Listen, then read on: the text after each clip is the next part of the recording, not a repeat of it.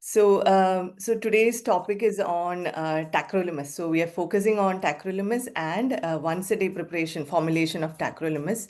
So when we all started transplant way back in 1954, probably they used whole body radiation and they used twin kidneys for transplant. They were so far behind. But over the last 70 years, so much has happened, so much research has happened, and new drugs have been developed. Initially, azathioprine, then we changed to prednisone and cyclosporin, and then now we have mycophenolate, tacrolimus, and steroids. So, and with time, our graft survival has improved, patient survival has improved, and our infections have also increased as part of the strong immunosuppression. But even now, if you look at our Indian data, this is recent data, it shows that our 10-year patient survival is around 70 to 75%, and graft survival is around 60 to 65%. And even now, the most common cause of chronic allograft dysfunction is still rejections. So, Anjana, if I may just yes, interrupt. yes, sir. Yeah, that Indian data, which there are very little Indian data on the web. This one is Yeah. showing, but I think many of us may have some better data than this. I think it may be worthwhile to look at our own data and start publishing. Can carry on, yeah. Yes. So tacrolimus was originally discovered in Japan in 1984. So these Japanese researchers were searching for a new drug in the holy mount of Tsukuba. And they found this bacteria, Streptomyces susugubensis, and in their lab, the fermentation broth, from that broth, they isolated this compound, FK506. And they started actually using it in transplant way back in the 1990s at the University of Pittsburgh. And it was first used in liver transplant, not kidney. And FDA approval we got only in 1994. So initially they were not sure what dose to use. So if you look at earlier papers from the 1990s, the kind of TAC levels they targeted was around 20-25. But then with studies, they realized that there was a lot of toxicity and CNI related kidney changes. So they started using lower doses and they started understanding that only we need lower doses for getting a good effect. So the mechanism of action of tacrolimus. So tacrolimus enters a cell, it binds to the FKBP12, and together they go and bind to the calcineurin, and this will inhibit the NFAT. So it prevents the dephosphorylation of the NFAT and translocation into the nucleus, and this will prevent the production of inflammatory cytokines and T cell activation. Pharmacokinetics. So this is a drug which has got a very variable oral bioavailability. So once it gets absorbed, 95% is actually bound to erythrocytes. So if you actually take a patient's whole blood, EDTA sample, and if you take a plasma sample, the blood sample is almost 15 times that of plasma sample. That's because almost 95% is bound to RBCs. Around 1% is unbound and around 4% is bound to plasma proteins. And this gets extensively metabolized by the liver. So you have the CYP3A4, CYP3A5 enzymes in the liver and the gut enterocytes.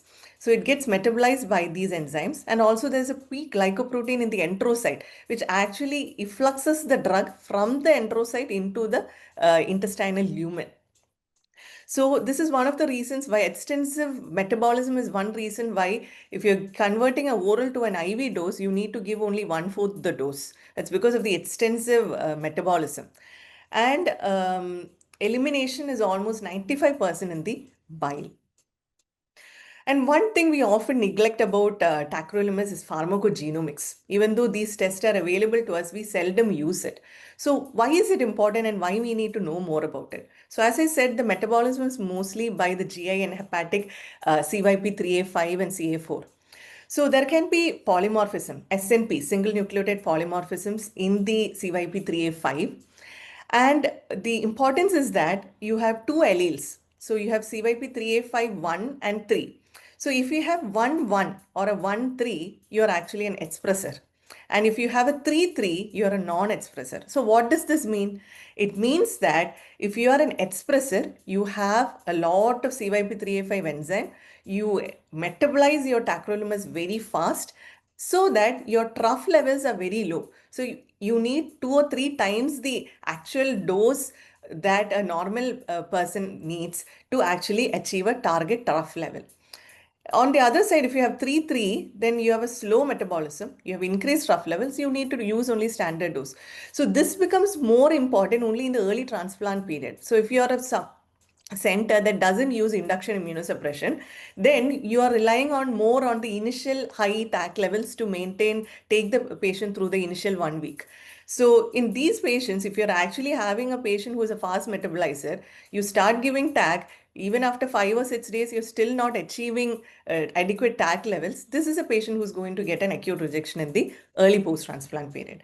And if you look at Indian data, around 20 to 30% of Indian population are actually expressors. And you also have this ABCB1 polymorphism, which is actually not very important clinically. This is the polymorphism in the P glycoprotein.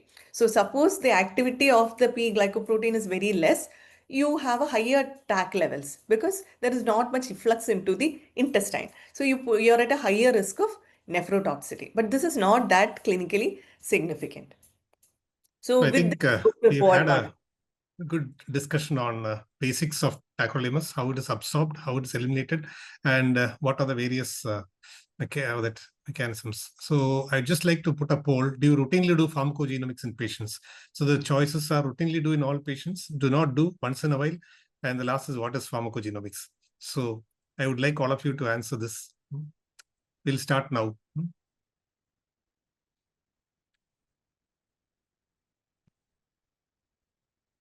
So we have some 10 seconds or 15 seconds to answer.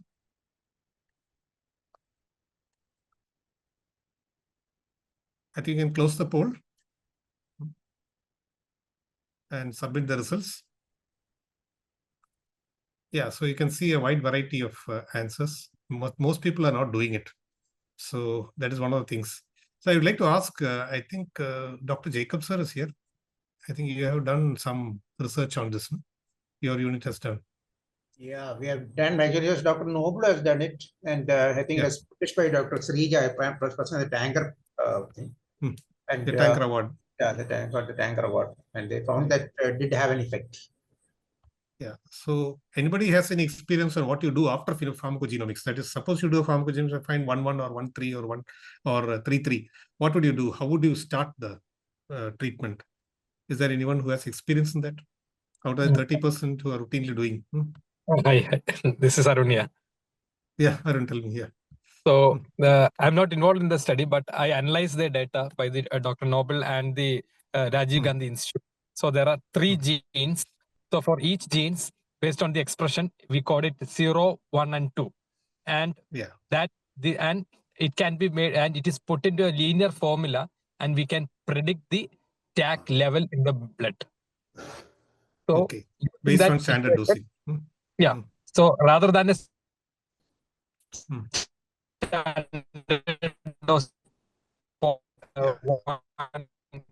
your voice is breaking up. You can use the equation to predict the dose to achieve. Yeah, but does it work in practice?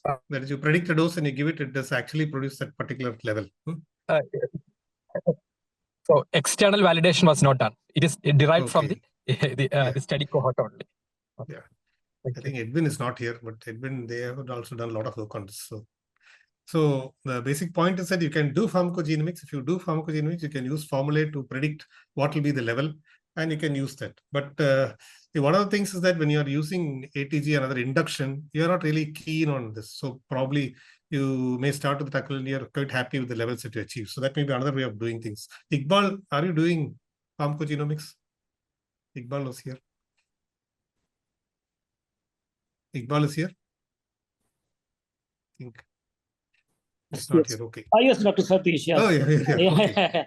Yeah, as you said, I do induction a lot. On all patients, I use induction. And that every alternate day, we do the levels. We do, in fact, pre-transplant levels also to get a baseline. It doesn't have much say in the post-transplant values, even though. But it can fluctuate so much variables are there. So ultimately, I think the levels is much predictable than looking at the genomics. That's what my experience is. Yeah.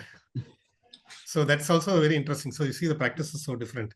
And so anyway, you can look at it. If you're doing pharmacogenomics and do it, probably we should publish a paper on how we have done it and how effective it is and what is the validation of that. So that will be more useful for all of us. So we'll go to the next thing. Carry on. So Anjana. this is actually data from Edwin's study. So, what they did is they had around 100 patients. They did TAC polymorphism for all of them, and they around 41% was 3-3. So this is non-expressor. 1-3 and 1-1 is expressors. So around another 60% was expressors. So, and when they actually, if you look at the TAC levels in this table, you can see that the non-expressor had the lowest TAC levels. It was 2.66, and the expressors had higher TAC levels. No, it's the other way around. Other one, no? Yeah. Yeah. No, so the TAC levels were higher in expressors and non-expressors and lower in expressors. And if you look at the TAC dose, the dose required to achieve that TAC level was much lower in a expressor. And another thing that you can do is the CD ratio. So CD ratio is the concentration, trough concentration by the dose ratio, and that ratio was higher in the non-expressor. And if you look at rejections, in non-expressor, the rejection rate was much lower when compared to an expressor. So it was 30% in expressors. And if you look at CNA toxicity, it's the other way around. There was more CNA toxicity in the non-expressor. So what they concluded was that CYP3A4 polymorphism analysis prior to transplant would aid in more precise early tacrolimus dose calculation to balance between rejection and toxicity. So we are worried about the levels. So what is therapeutic drug monitoring? So we are worried because tacrolimus has a very narrow therapeutic index. So it takes around 3.3 half-lives, around 36 hours for the tacrolimus to reach a steady state. So ideally, if you're starting tacrolimus, you need to check levels only by day 2, day 3. And there are different ways of doing therapeutic drug monitoring. So one is area under the curve, which is very tedious. So nobody actually does it. And then you have trough levels, which is what we commonly do. So area under the curve is actually a definite integral of the concentration of the drug in the blood plasma as a function of time. So it is from 0 to infinity. It represents the total drug exposure across time. And this is more useful in determining whether two formulations of the same drug results in equal amount in the tissue or plasma exposure. And trough levels basically tells you the lowest concentration of the medication in an individual. So you have peak levels, which corresponds with toxicity. So highest concentration of medication in an individual, and you have the trough levels. So even though area under the curve is a better measure of drug exposure, it is difficult and impractical to measure. So we actually go for the trough level, which is actually a surrogate marker. And most of the labs here do ECLIA for determining the tacrolimus trough levels. This is electrochemiluminescent immunoassay. So we'll just go to a case presentation. So an imaginary patient, it's a male patient with a 54-year-old male with end-stage kidney disease due to diabetes. He is planned for a transplant. The pre-transplant evaluation done, and they decide on immunosuppression with thymoglobulin. So they start steroids along with MMF and TAC. So they started using Advagraph, so 0.1 milligram per kg per day. So all this was started pre-transplant, and induction was given with thymoglobulin 2 milligram per kg. I think this important things which reflects the changes in practice in different centers. So one of the questions which I ask is, when do you start tacrolimus, pre-transplant or post-transplant? So all the transplant aficionados here can take that question. I think I'll start again with Iqbal. Yeah, so Dr. Satish, I start on the day -5 tacrolimus, and Okay. at a lower dose, like maybe 1 mg per kg, 1 mg BD, 1 mg BD, sorry, and look at the pre-transplant TAC level also. So as a rough guidance. Okay. So most of the time it doesn't correlate, Okay. even though somewhere we That's have one to of the start. problems. Somewhere we have to start. Yeah, So to guide that's it correct. roughly. And keep repeating the TAC levels as soon as possible from day 1 itself. Like that's how we do it. Like and titrate it accordingly, and keep the MMF high up till the TAC is stabilized. and the good coverage of induction immunosuppression should be there during that wavering, yo-yoing period. That's correct. But I usually start post-transplant. I don't start pre-transplant. So my target for starting is either when the creatinine comes below 2 or on day 2, whichever is earlier.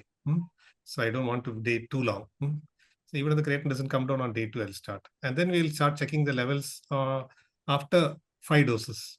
So I start checking. And then we check every alternate day depending on this thing. Jacob, sir? Yeah, I start 48 hours before. And we do not routinely check TAC levels before transplant. But after transplantation, we generally do it on the second or third day. And if results are within the acceptable range, we do not repeat very frequently, especially the creatinine is okay. We do not repeat very frequently unless the person has a lower level, then we may repeat. But if the levels are okay by third day, then we continue on that without doing a very frequent monitoring unless the creatinine goes up. Okay. Anyone else would like to comment on this? Because you can see there's wide variation in practice, no? People start 5 days before, 2 days before, after transplant. Georgie, sir? Yes, Satish, thank you very much. The TAC level in different patients varies so much.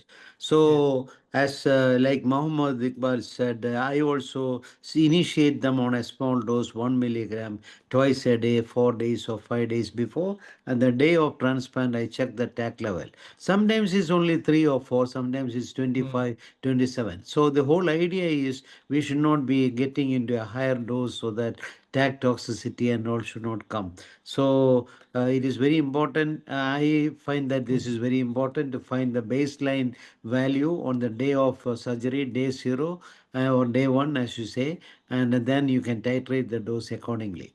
We had been using voriconazole because we had a couple of fungal candidial vascular graft problem a couple of years back, and so we had been using voriconazole prophylactically, and that also compounds problem by increasing the level of TAC, and we have to adjust it accordingly so that you have to prevent the infection at the same time. But now that the theater is much better and the surgeon is also more cleaner, and in his all these things, we have been now able to get off voriconazole.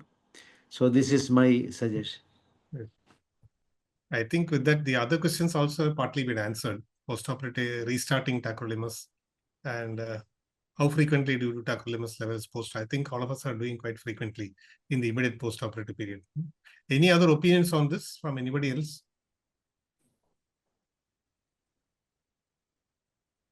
Nothing else. I think we'll go ahead to the next poll.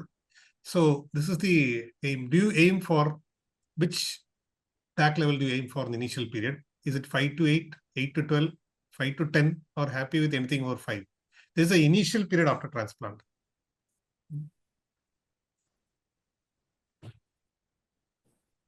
So you can submit your answers.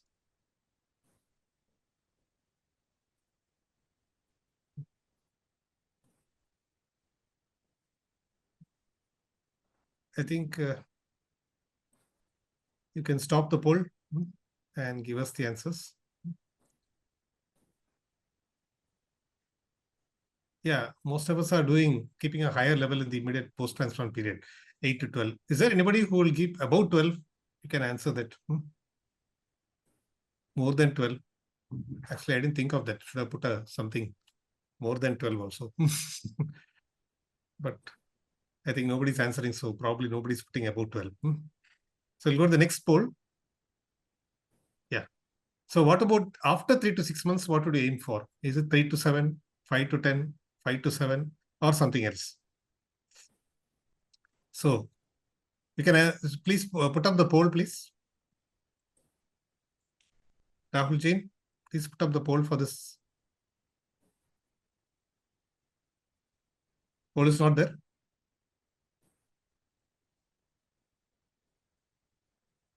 Rahul, can you put up the poll? Yes, sir. Yes. Yeah.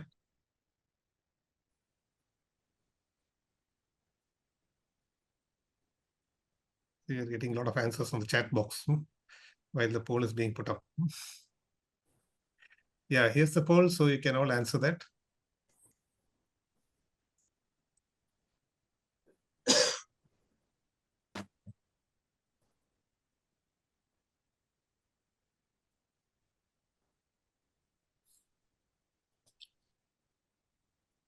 Okay, you can stop the poll and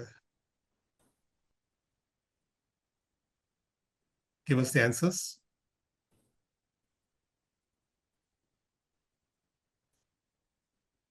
Yeah, Rahul. Oh, I think everybody's gone for 5 to 7. I think fairly good correlation.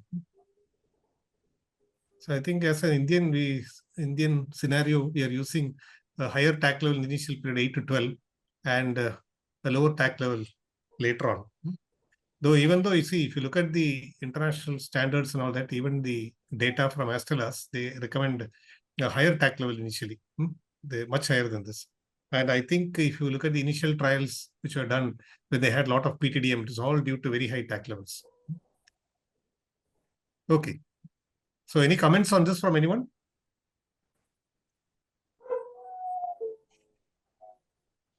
Jacob sir, you wanted to say something? Yeah, I just wanted to say that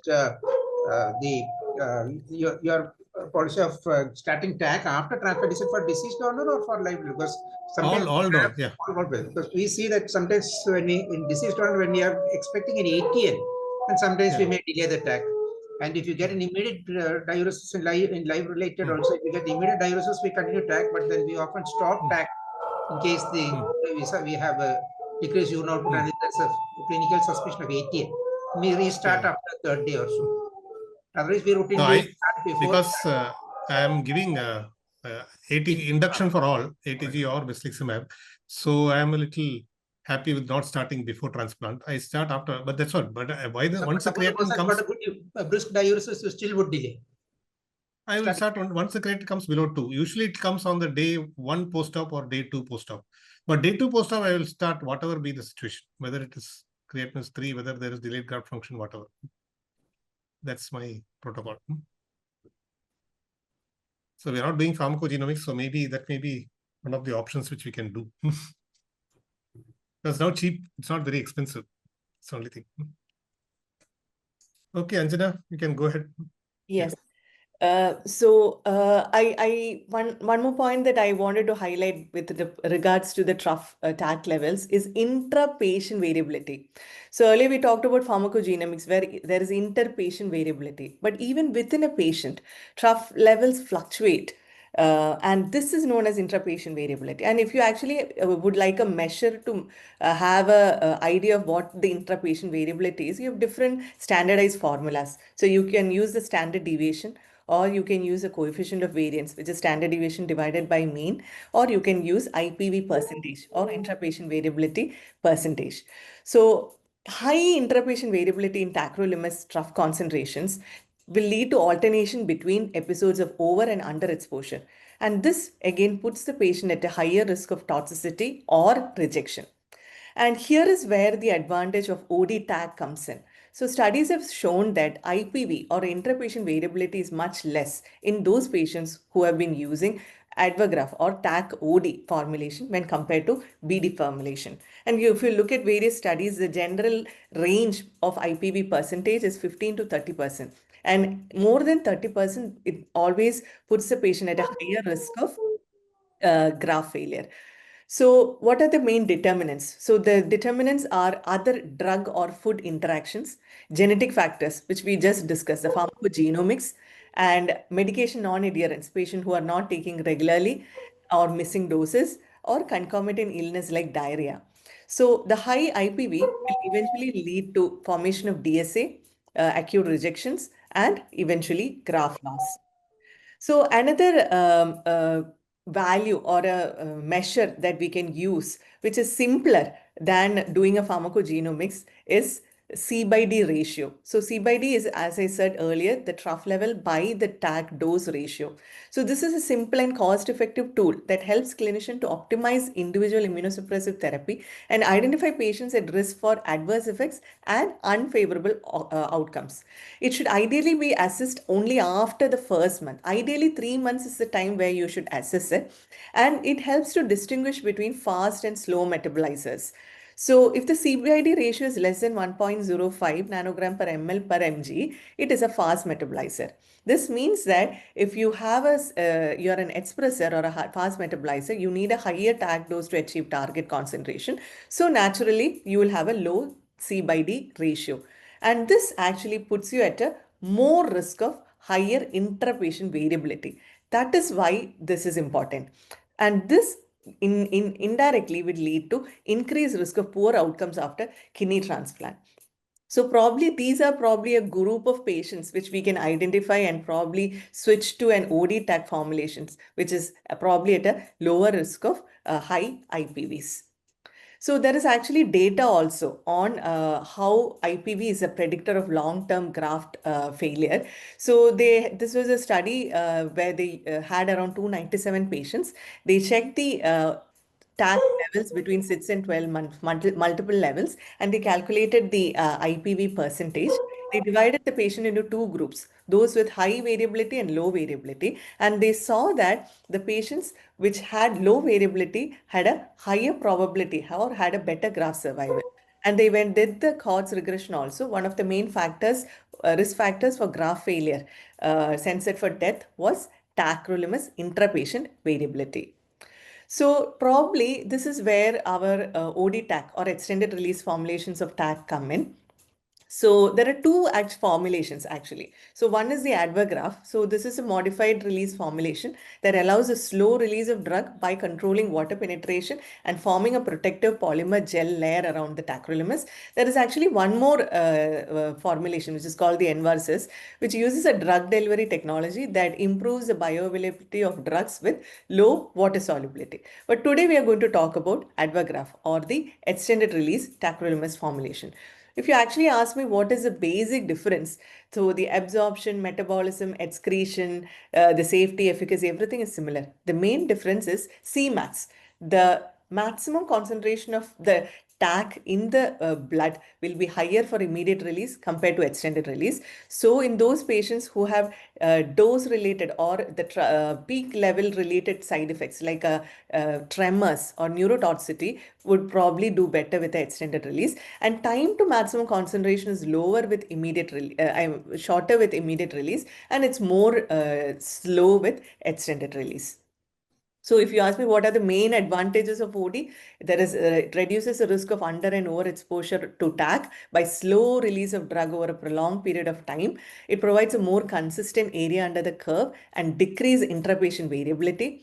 It improves medication compliance because it's OD, so there is better adherence, better long-term graft survival.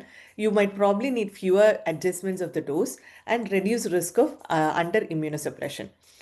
So there is fewer days spent in hospital during the first year and fewer outpatient clinic visits during the first 3 months after transplant with extended release. This is again based on studies, and the long-term survival is also better. So we'll move on to the poll 4. Yeah, so this is a poll which I wanted to put in. So how many of you have used OD tacrolimus? So just answer yes or no. Rahul, can you put up the poll? Yes, sir. Yeah.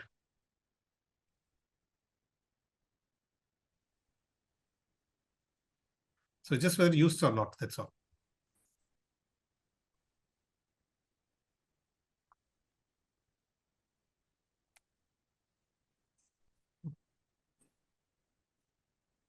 Yeah. I think you can close the poll and produce and show us the results.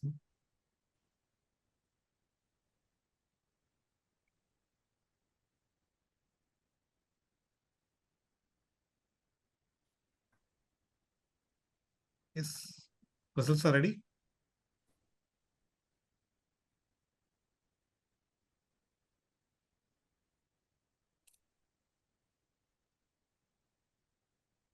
Sir, may I end the poll and share result?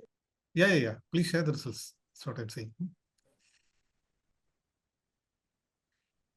It's only a small group of us have used OD tacrolimus. So I think you know the benefits of OD tacrolimus by now. So especially in patients who are having a high intrapatient variability, and in those who have features of toxicity like tremors and all that. So those are the patients where OD tacrolimus may have benefit over twice a day tacrolimus. So I think probably we should have more use of OD tacrolimus for that type of patients. Okay, carry on.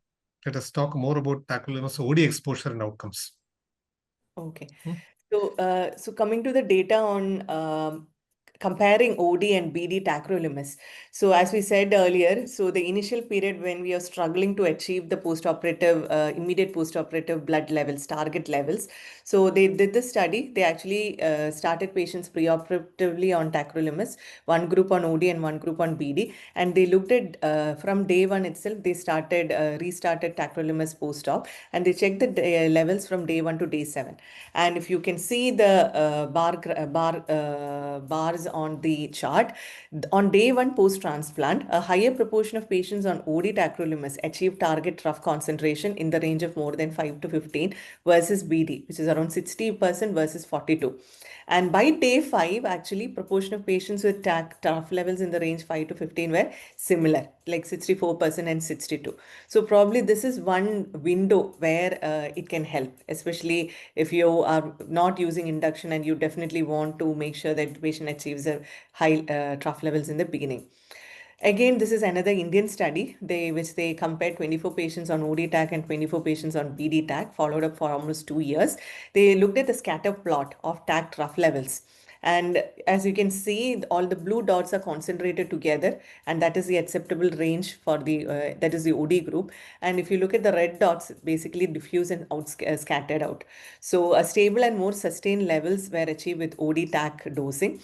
But however, at the end of 2 years, patient and graft survival was 100% in both groups. But the post-transplant diabetes and infection rates were actually higher in the BD TAC group. So now if suppose you're not starting the patient de novo, like immediate post-transplant itself, you are not starting the patient on Advagraph and you're using Pangraph and you want to switch to Advagraph, you just need to follow a 1:1 dosing equivalence. But this is one study. They actually looked at those liver transplant patients where they converted, and they looked at the TAC levels for 1 year. They found that there was a transient decrease in the TAC levels. So what they told us was that closer monitoring of the TAC levels may be required after conversion, just so that you are not going into the zone of inadequate TAC levels. But ultimately, 1:1 conversion is what is needed. If you look at the ratio of exposure, area under the curve of extended release tacrolimus to immediate release, it's actually 90%. Now, coming to the long-term data. So this is a 5-year graft survival data in de novo living kidney transplant patients. They had 62 patients on OD TAC and 63 patients on BD TAC. They looked at Kaplan-Meier survival curves, that is time to graft failure and biopsy-proven acute rejection. And as you can see, OD TAC was non-inferior to BD TAC in terms of long-term graft failure and also biopsy-proven acute rejection. This is another study which has looked at 10-year efficacy and safety of OD TAC. And again, as you can see from the table, once daily and twice daily TAC had no difference in terms of 10-year GFR, proteinuria, biopsy-proven acute rejection, graft survival, and graft loss. So now coming into the spectrum of CNI toxicity. So we have senior nephrologists here and junior nephrologists who have used probably cyclosporin and tacrolimus. And as you can see, most of the side effects or toxicity are similar, except for certain. So you have nephrotoxicity, hypertension, post-transplant diabetes, dyslipidemia, hyperuricemia, hypomagnesemia, metabolic acidosis, hypercalcemia, calciuria, hyperkalemia. And with TAC, you have more of alopecia, but with cyclosporin, you have more of hypertrichosis and gingival hyperplasia. I guess probably all of us have seen these side effects. So with this, we come to the net score. So I have selected some of the common side effects, and then I want you to say which one you see more commonly compared to the others. Is it nephrotoxicity? Is it hypertension? Is it tremors? Or is it headache, press, and pain syndromes? So among these, of course, there are a lot of others, but among these, which do you think are the most common?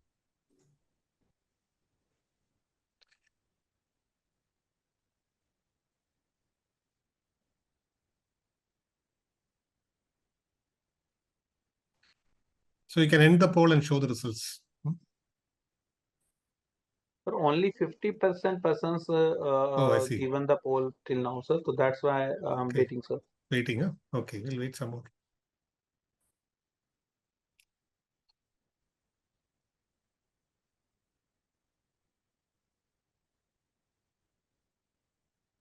Ready?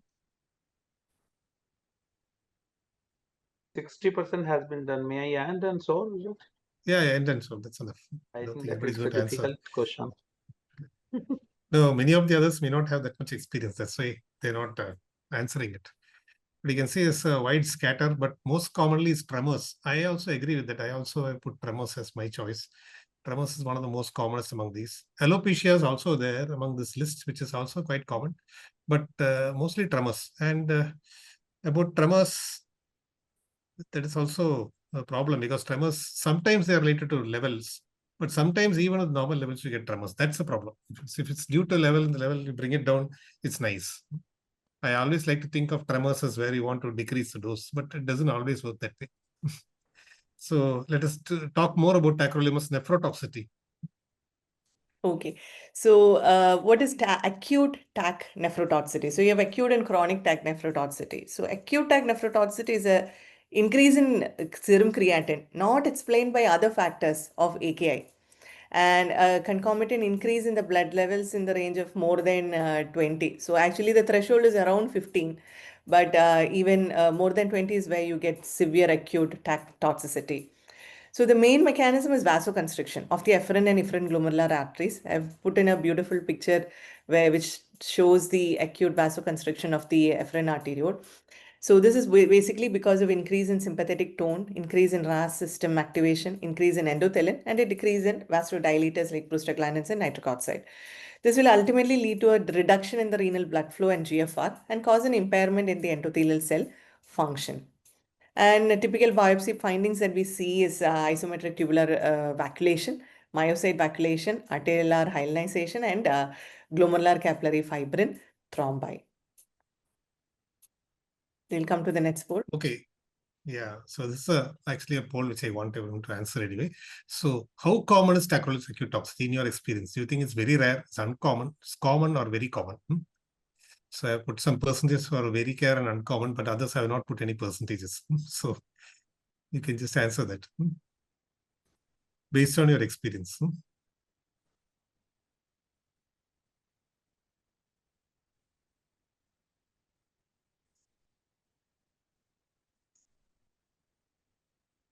Rahul, everyone's answered?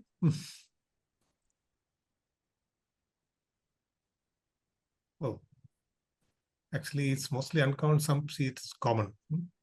So it's mostly uncommon or common. So I think you can put a percentage of about 25% or 30%, maybe more appropriate as far as concerned. So I just want to say, I think some people are hiding here. Srilata, I have not heard you. Can you say what's your experience on acute tacrolimus toxicity? Dr. Srilata, you're there?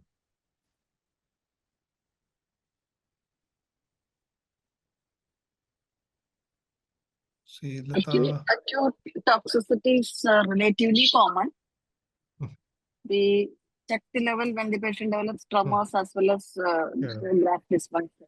Usually correlating with do you do biopsies? level. Do you do biopsies routinely and confirm it, or if do you just straightforward associated with high TAC level, we don't do biopsy. We just step down the dose and see whether graft is improving or not. Then only biopsy so it's a clinical correlation. Yeah. That is quite common then. I think Binu also not missing these names. Dr. Binu is here? Yes. Binu. Also seen acute toxicity. So very often biopsy is also confusing. We get a biopsy of isometric vacuolation with acute tubular injury when you do a biopsy in suspected tacrolimus. That happens even with the so-called therapeutic doses of tacrolimus. Recently, we had a patient who had hypertension, creatinine was 1.6, as well as hyperkalemia and hypomagnesemia. So everything was fitting into TAC toxicity, but the level was only 8. And the biopsy showed ATI with isometric vacuolation. So we had to. I think that's actually when you say 8, then I would definitely reduce the dose there. When was it? When after transplant? On 3rd week of transplant. Yeah, I think you can reduce the dose at that time. 8 is then we can consider acute toxicity. There are people with 11 and 12 who don't develop any problems. But there are some people with 6 and 7 also who develop problems. So there will be a biopsy finding of an acute tubular injury also along with it. So it's very confusing if there is an acute tubular injury also. Yeah. So anyway, after reducing the levels, Reducing the tacrolimus creatinine come down. Yeah, so the happy ending. Okay. Carry on, Anjana. Yeah. So now coming into chronic tacrolimus nephrotoxicity. So this is more of an irreversible structural progressive injury. And we have all learned for our exams about the nodular hyaline deposits in the media of efferent arterioles called arteriolar hyalinosis, striped fibrosis, tubular atrophy and interstitial fibrosis, and the thickening and fibrosis of the Bowman's capsule and focal segmental or global glomerulosclerosis. So again, coming to the next poll. Yeah. So again, how common is chronic toxicity in kidney transplantation? Is it very rare, uncommon, common, or very common? That's what. So we all feel that acute toxicity is quite common. So what about chronic toxicity?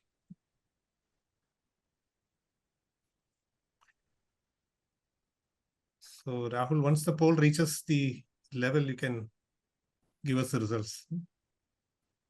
Say 70-75% have voted.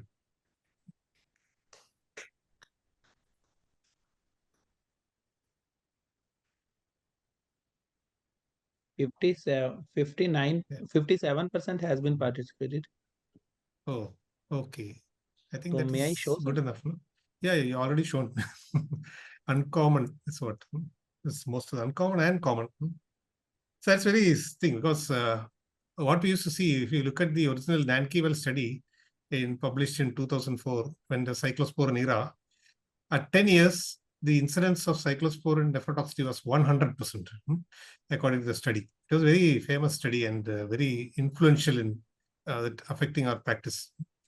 But with tacrolimus, I find chronic toxicity is very, very uncommon. Myself, I feel very uncommon. What is the opinion of others? Dr. Silva again?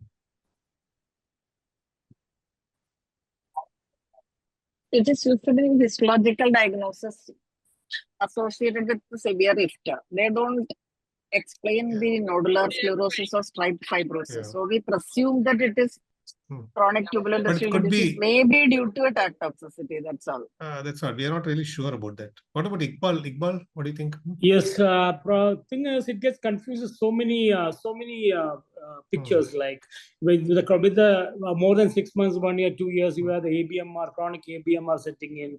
You have the other viral infection, like BK virus or CNI tox. So everything combined together, we are unable to decipher which is which. I think it's all become a big basket that it's difficult to Let me put another question. So compared to cyclosporin, do you think chronic toxicity is chronic CNI toxicity is more with cyclosporin or with TAC? I think the chronic one is more with cyclosporin, and the acute one is more with tacrolimus. The acute one, why I frequently find it very troublesome is you see the levels, normal levels, but create going up, and you biopsy, you see a hemolytic HUS picture. So whether it is ABMR happening, whether it's a TAC toxicity, become a big question. You look at the antibodies, there is no de novo antibodies or anything. What will you do? Ultimately, you'll have to switch from tacrolimus to cyclosporin. Sometimes I've gone from cyclosporin to everolimus. So it's a very dicey thing to decipher these things. So absolutely, yeah. So with practice, tell me. I think that's an important thing which you're told about differentiating all this. Jacob sir, what is your opinion about chronic TAC toxicity? Yeah, I also agree. I mean that you may not see the stripe fibers, but then if you see a significant, if there are no obvious reasons for that, I presume it could be TAC toxicity and would take a chance of decreasing TAC level and see how the patient goes with it. I would one of the problems is that IFTA and that nodular hyalinosis are no longer said to be due to CNI alone. It can occur in any type of IFTA. So that's the problem. So unless we have correlating features like, and in fact, I heard some lectures that tacrolimus toxicity does not exist in kidney transplantation. That view also has been expressed. Though we can see it in other organ transplants like liver and all that. I think Anjana will come to that shortly. But that is there. But kidney transplant doesn't exist. And one of the reasons given is that most of the toxicity due to CNIs is neurally mediated. And because kidney is denervated, transplant is denervated, it will not develop much of tacrolimus toxicity. That's what they say. That's one of the hypotheses which has been given. Nobody has proven it. whereas it can occur in the native kidney. I don't know. Anybody else wants to speak about that? You can speak. In a suspected chronic toxicity, even reducing tacrolimus will not help, because if you try to reduce, the creatinine goes high. So very difficult to manage such patients. We have to continue with the tacrolimus. I think that is what we have to do. Yeah. So that's another argument to say it is not chronic TAC toxicity, something else. Probably. Okay, Dr. Anjana, continue. Yes, sir. So just like sir said, so can it occur in native kidneys?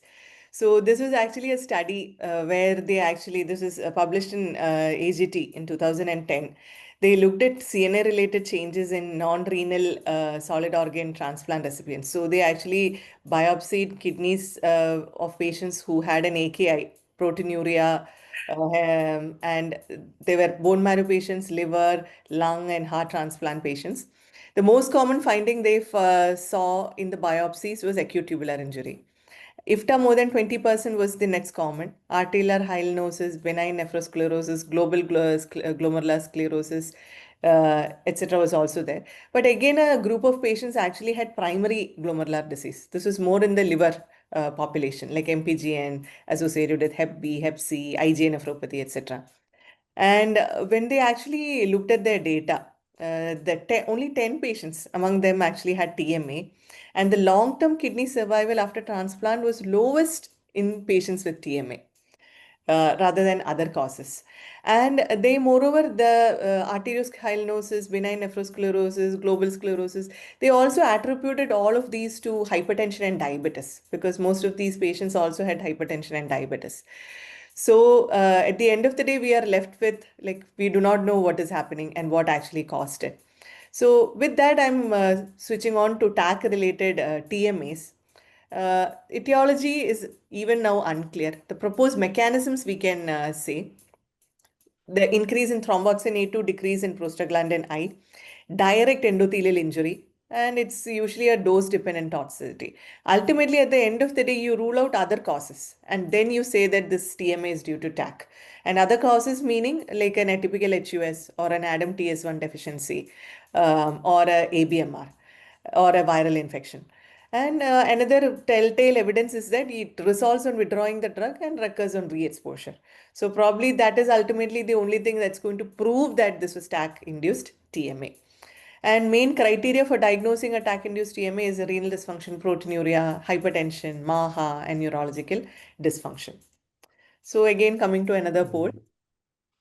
So here is the poll. What do you think about tacrolimus-related TMA? Is it rare and dose-related? Is it rare and idiosyncratic? Maybe both. More common than literature, and do not believe that it exists. So all of you can answer.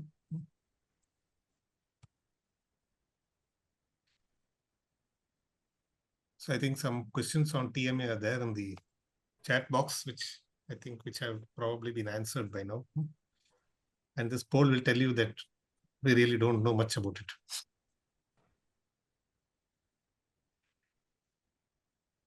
So I think 60% has voted. You can show the results. Yeah. So you see, rare and dose-related, rare and idiosyncratic, maybe both. And so you can see most people think it is rare. And it is, I think that is correct. That belief that it is rare is quite, because very unusual to get tacrolimus-related TMA. I think we would have seen a few cases. And mostly my belief is that it is only dose-related. There is no idiosyncratic TMA due to tacrolimus. But I would like the opinion of others also. Mohammed Iqbal? Yes, see, this TAC can be, at times we have seen with, which is not independent of the dose, like with low dose also. And we change over to cyclosporin, it has improved. In fact, that is the proof of the pudding. And we have done most of them plexed it, so whether ABMR or whether this due to drug toxicity, that's also questionable. But change of drug ultimately has won the battle. So it can be with the normal levels, it can even produce a TMA. Binu, your opinion? I think Iqbal is clear that it is not just dose-related, it may be idiosyncratic also. Binu? Binu is not there? Yeah, Binu. It doesn't occur in isolation, so it occurs most commonly with either glomerulitis or a TIFTA. So it doesn't occur in isolation. And most often, it progresses downhill course once you have a TMA. That's what I have seen. Okay. Because my own feature about TMA is that it is dose related. You reduce the dose and many of them will get away.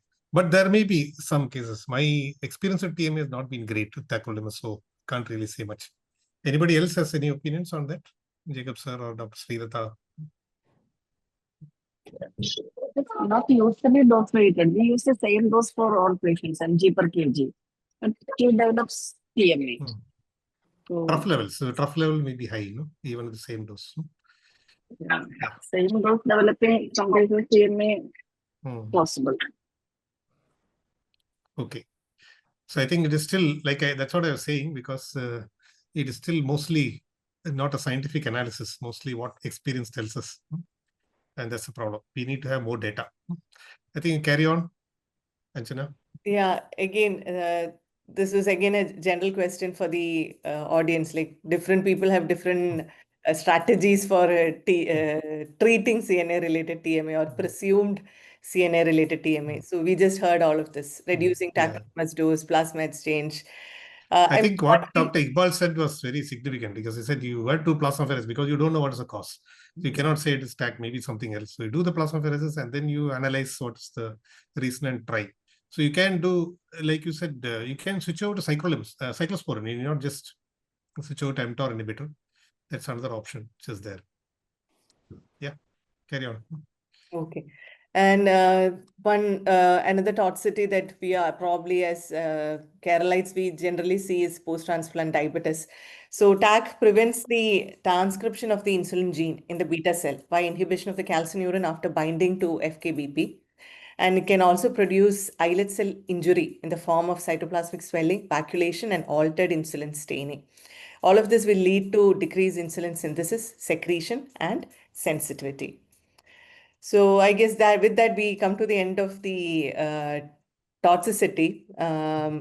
But I think this is probably one most important slide that I think is at the end of this presentation. I think just before going to costing, it's about PTDM. So my opinion is that PTDM is influenced a lot by the steroid dose. Of course, tacrolimus can cause PTDM, but steroid dose definitely matters. You get down on the steroids, many of the diabetes sometimes PTDM may come down. That has been my personal view. But what about others? Dr. Iqbal, Dr. Jacob, Dr. Srilata? Yes, the PTDM as like if you minimize the steroids as far as possible and as soon as possible to 5 mg, and even to 2.5 mg if it is allowable, PTDM can be prevented up to a limit. Like even then, we find 60 to 70%. Yes, PTDM agree. happening. Reducing the dose of steroids definitely decreases the blood sugar level, but still, most of them require treatment. Yeah, I agree with that. But mostly it's an interaction between the steroid and the tacrolimus. And one of the things, we are aiming for lower tacrolimus levels nowadays, so that may be better. Jacob sir, you wanted to say? There is also, today's peculiar renal transplant also had a discussion about this using methylprednisolone. Generally, we tend to use 3 doses of methylprednisolone. We are extrapolating from our cyclosporin era. So I was just wondering, because some of the nephrologists have been using just a single dose of methylprednisolone with tacrolimus. So probably, just on the day of the transplant, they use methylprednisolone. Next day, they shift over to oral steroid.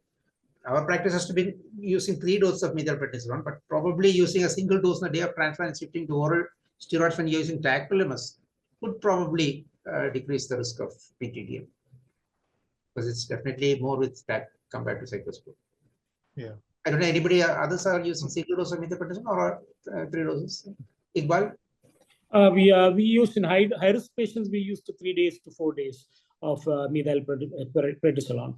In low risk cases, single day is fine, good enough. It's good enough. Yeah, I am also using 3 doses followed by 20 mg OD and then reduce faster. And Satish, what you use 500? Because for rejection, I heard that you use 250. First, I use 250 for rejection, but initial dose 1000, then 500, then 250, and next day onwards 20 mg daily. Oral. That's what. Yeah. So Problem bring is down once the rejection sets in, it will take at least 3 to 4 days the creatinine to fall. So you are in a confusion whether to use single dose and stop or keep pumping it for second and third day also. It become very dicey. Yeah, for rejection at least 3 days. 3 days. Yeah. So I think that's about steroid and tacrolimus and PTDM. Again, our the gaps in our knowledge are quite vast. So that is something which you have to fill up. Okay. And then now costing. Yeah. It's a very important thing. Yeah, so basically today's focus was on OD TAC. So I guess I should do justice by projecting the slide. And so if I just looked at the general cost that for immediate release and extended release, and if I want to give a patient 4 milligram total dose, so if I give 2 milligram BD of immediate release Pangraph, it costs around 158 rupees. And suppose I want to give the 4 milligram as OD of Advagraph, it comes to around 200 rupees. And if it's 3 milligram BD, it will be 240 and 292. So basically, it comes to a cost of around 1,500 rupees per month if you calculate Extra. the difference. Yeah, extra. So, but at the end of the day, it's what you're comfortable with and what actually works for our patient and what's the basic advantage. To summarize, despite dramatic improvement in immunosuppression, late graft loss after kidney transplant remains a common and difficult problem. So, and current standard of care for our patients is CNI-based regimen in almost 90% with or without steroids. And tacrolimus shows lower risk of rejection in multiple trials compared to cyclosporin or mTOR. And there is a definite link between under-immunosuppression with BD-TAC and development of TSA and graft rejection. Non-adherence due to pill burden, again, is contributing to another 30% of graft loss in the developed world as well. So prolonged release formulation decreases intrapatient variability. It reduces risk of under-immunosuppression, improves adherence, compliance, and probably offers a better long-term outcome. So, and it also provides a more stable and steady levels of blood levels, which probably translates significantly to a lower incidence of PTDM and post-transplant infections. But long-term data also demonstrates good patient and graft survival in patients converted from BD-TAC to OD-TAC. So with this, we come to the end of our presentation.